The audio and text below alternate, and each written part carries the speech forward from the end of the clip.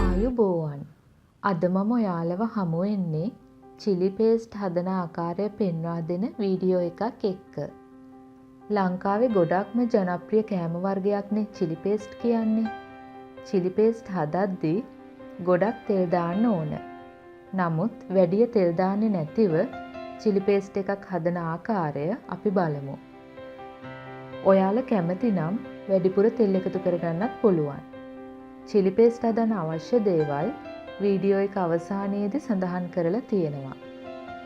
ඔයාලා මගේ වීඩියෝ වලට කැමති නම් යාළුවෝ එක්ක ෂෙයා කරන්න. මගේ YouTube channel එකට subscribe වෙන්න.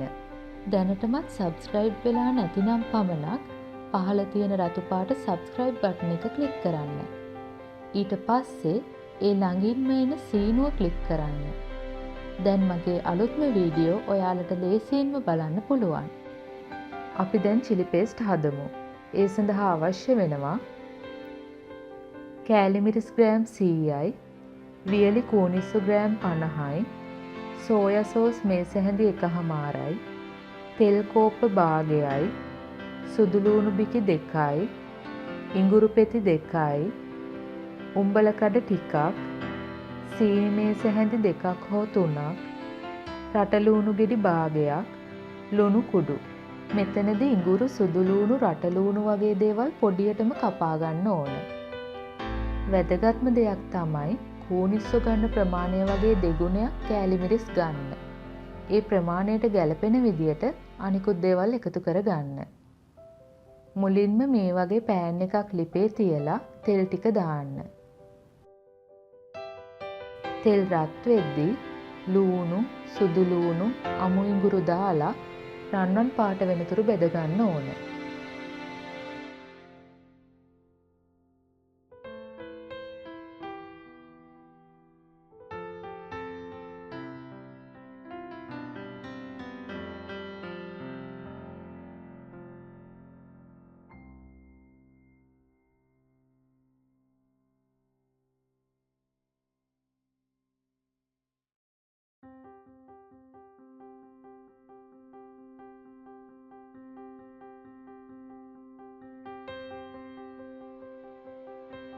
දැන් කූනිස්සෝ ටික එකතු කරන්න.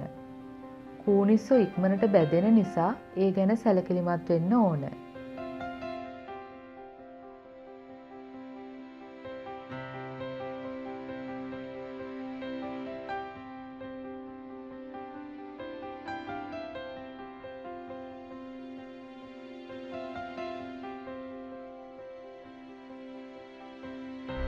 දැන් උම්බල කඩ ටික එකතු කරන්න.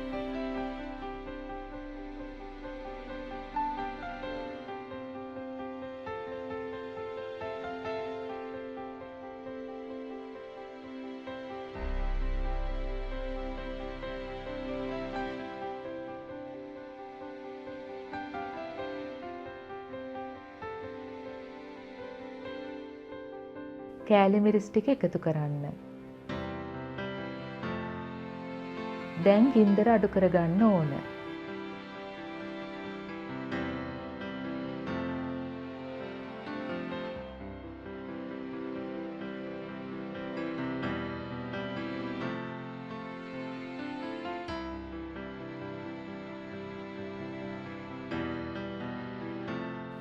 සීනි, ලුණු එකතු කරන්න.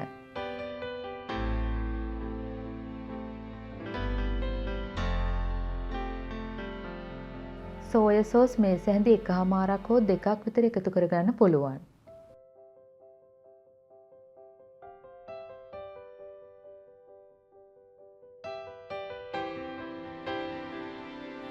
මේ වගේ ලී හැන්දකින් කරනව නම් ලේසි.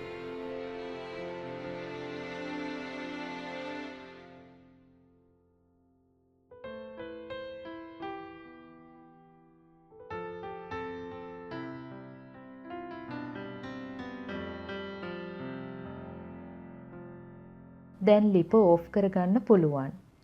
ගොඩක්ම රසවත් chili paste එකක් අඩු තෙල් ප්‍රමාණයකින් මේ වගේ හදාගන්න පුළුවන්. ඒ වගේම කල් තබා ගන්නත් පුළුවන්. ඔයාලත් මේ chili paste එක හදලා පවුලේ අය සමග රස විඳින්න.